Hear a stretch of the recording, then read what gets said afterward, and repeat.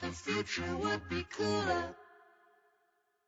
I thought the future would be cooler. Hi, and welcome to Learning is the New Working, a podcast by the Learning Futures Group about the future of learning to work and working to learn. Season 3 is the Learning Science season, where we look sideways at adjacent practices in science-based fields that help chart the course of a new model for adult workplace learning. We'll talk to computer, engineering, social, neuro, and data scientists, all experts in their field, but also practitioners in the field of learning, and all trying hard to fall in love with the problem, not the solution. This episode is sponsored by Mandel Communications. Mandel are members of the Learning Futures Group, and they empower high performance through global communications skills training. They train leaders, teams, managers, and organizations to communicate with purpose, clarity, credibility, and impact. Please check them out at mandel.com. In this episode, we meet Julian Stodd. Julian describes himself as captain and founder of Sea Salt Learning, and I think he's one of the most original thinkers and intrepid explorers in the world of corporate learning today.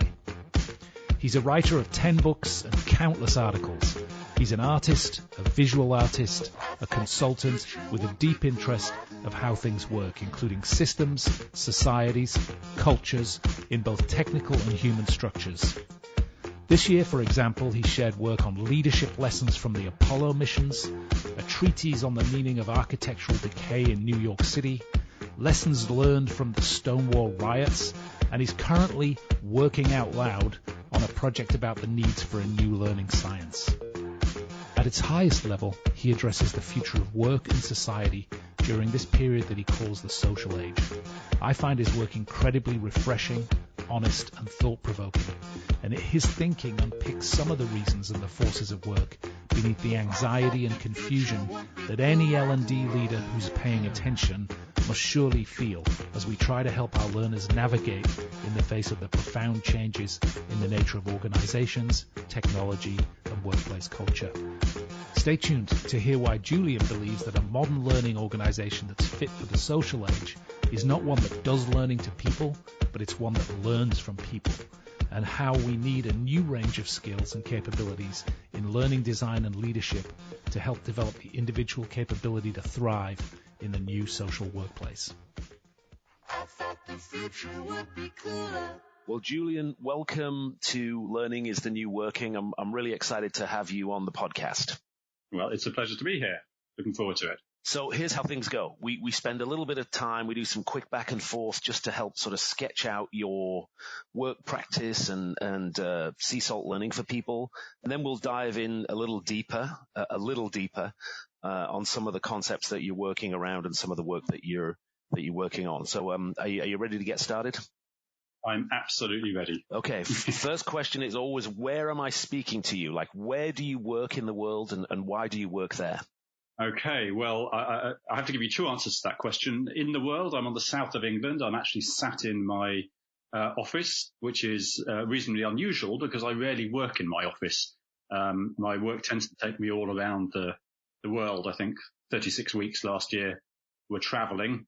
So, that would be my two answers. Great. And why the south of England? Is that where you grew up? I grew up here in the south, and it's a beautiful part of the world. It's lots of great mountain biking, lots of great sailing and kayaking, and it's my sort of spiritual home here. So, I love home, I love traveling, and I love coming back home again. So, yeah, that's how we shape our lives. Then, let's talk about your work. What's your job role, Julian, and then what do you really do for work? Yeah, well, so that's always the hardest question. When my mother asks me that, I always say I'm a writer, which is, I guess, one answer because I write just about every day. I'm a researcher as well, so I am an evidence-based practitioner. So my work involves research and writing. And then more widely with Sea Salt Learning as my organization, we are a partner through change. We help organizations draw their map of the social age and navigate their way through it. We're definitely going to come back to all of this, but today's Climate Strike Day, speaking of all the travel that you and I do, and it's made me think a little bit about mission and people's mission. Is there a mission for sea salt learning? There is. We often say we sort of help organizations to do better. And when we say that, we usually start by talking about ourselves. So I'm very fortunate with my own work and with sea salt that I have an almost unparalleled permission to be wrong about things. And part of, learning to do better is recognizing what you need to leave behind. So I guess that's what I'd say. We help organizations do better quite often by sharing our own learning and failures. Interesting. And what's the underlying business model? How do you operate? What kind of services do you provide? So we operate really at three levels. One is, I guess, what you'd call a typical strategic consultancy role. So typically working with the individuals or small teams in organizations responsible for taking their greatness today and ensuring it continues into the future. So people who are drawing this map of what the future looks like. People often engage with us because of my work in that space, exploring the social age and the notion of a socially dynamic organization. The next layer of work is typically building capability within teams. So through a range of certifications, workshops, programs, we build the specific skills and capabilities, for example, to around social leadership, reputation-based authority, around social learning and social collaborative models of learning, around innovation and cultural agility around innovation. So really quite a broad range of areas, but all of which exist at the intersection of the formal and the social. That's where our work is really grounded. The dynamic between formal systems, which are owned and operated by an organization, and social systems, which is, of course, what we all inhabit, networks of trust and pride and respect, generosity, vulnerability, gratitude. Our work takes place in those spaces. Really important concepts that we're definitely going to dive into and sort of frame out a little bit today. Just before we go deeper, can you just tell me a little bit about your sort of academic and career journey? How did you get to where you are today? So I've kind of stumbled into my space. This is the best tradition of the generalists, and I count myself firmly as a generalist. So, sort of academically, I've come out of undergraduate work in archaeology and material science, both of which still influence really my thinking and work today. I would always describe myself proudly as a scientist by training. I'm something of a pragmatist by operation. So in my subsequent work, my subsequent research, which was around psychology and neurophysiology of storytelling, understanding how people create stories and their view of the world, how we share that with each other. I became a pragmatist quite fast. I see that our role is to do the best research we can, do the best learning we can, and then to crash that into practice fast and learn from that and iterate it rapidly. And I should say, the people that we work with, our clients, fall very firmly into two different camps. There's one group who want to be involved around the research, get involved early and be with us on that sometimes roller coaster type journey. And then there are others, of course, who want us to scrape our knees. And then as it starts to solidify and take shape, they want a more definite kind of product or service coming out of it. And again, that's another area of privilege for us that we get to do those two things. Interesting. So some people just happy to help you make the map, and other people really just want the map given to them. It speaks to the reality of some organizations. We all have different amounts of risk that we can burn. And, some organizations are actively reinventing themselves, have the sponsorship from above and have the space and permission to operate. Others are at different places on that journey or have different requirements, for example, for scale. So experimentation and prototyping will tend to happen with smaller groups. And sometimes, some of our bigger development activities will take place with, tens or hundreds of thousands of people. So at that level, you're typically drawing upon work which is more solidified. So sea salt learning, I know words are important. Why sea salt learning? So sea salt is really meant to be a new type of organization and a new type of space. And I describe it as a safe harbor for independent thinkers. And what that really means is it's a space to come together, and we come together in this harbour. And some of those people in that space are my crewmates, people with sort of legal contractual ties to sea salt. And some people are explorers, which is kind of how we met. We share an interest, we share values and an approach, but we probably have different views on things. We're independent thinkers, and we come together to share those stories. But inherent in that description is the reality of most people's lives. We don't spend our lives in the harbour.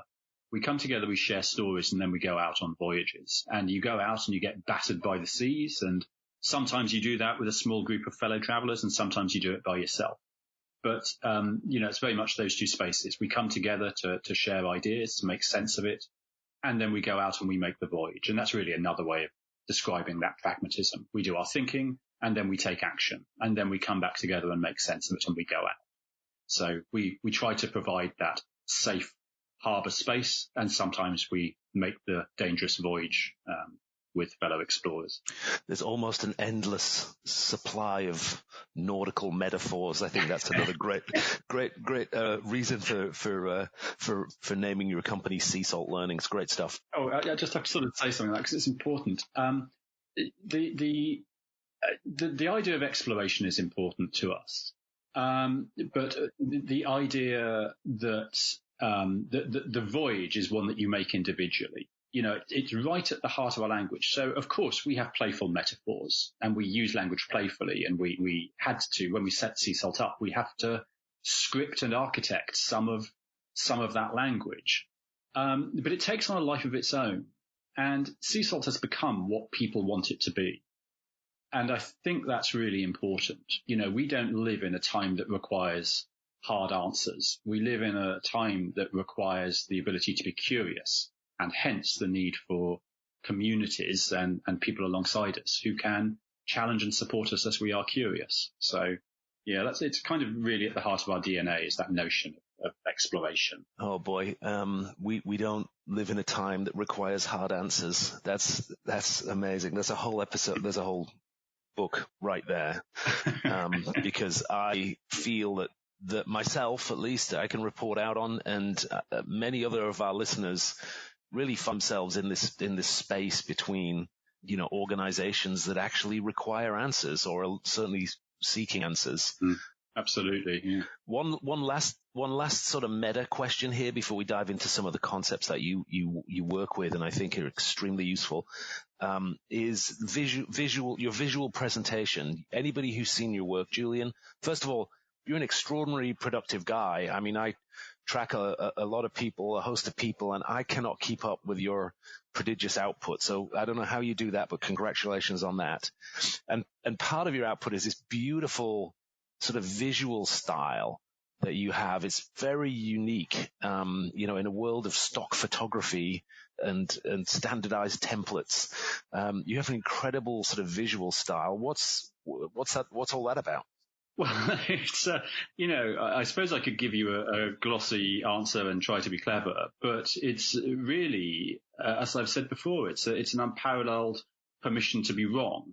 And so in my approach to working, which is one of working out loud and sharing widely, what I try to do is take the criticism that could be leveled at me and make it defensively part of my work. So if I share work which is sketched and imperfect, and I say, yeah, it's sketched and imperfect, I kind of insulate myself from criticism, which is probably not a strong place to be. Someone once said to me, I think your work would be stronger if you had an editor.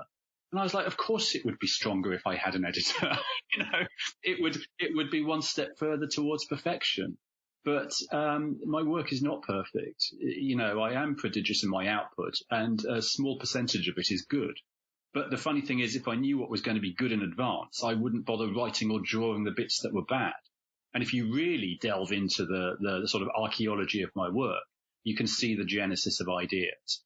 But it's not a beautiful, smooth process as represented in a textbook. It consists of stubbing my toes, prototyping language, having ideas which are really clever but turn out to be somewhat stupid, and, muddling my way through and being fortunate enough to do that in a world where I'm reasonably free from consequence. I'm not employed. I don't have to be certain. It's okay for me to be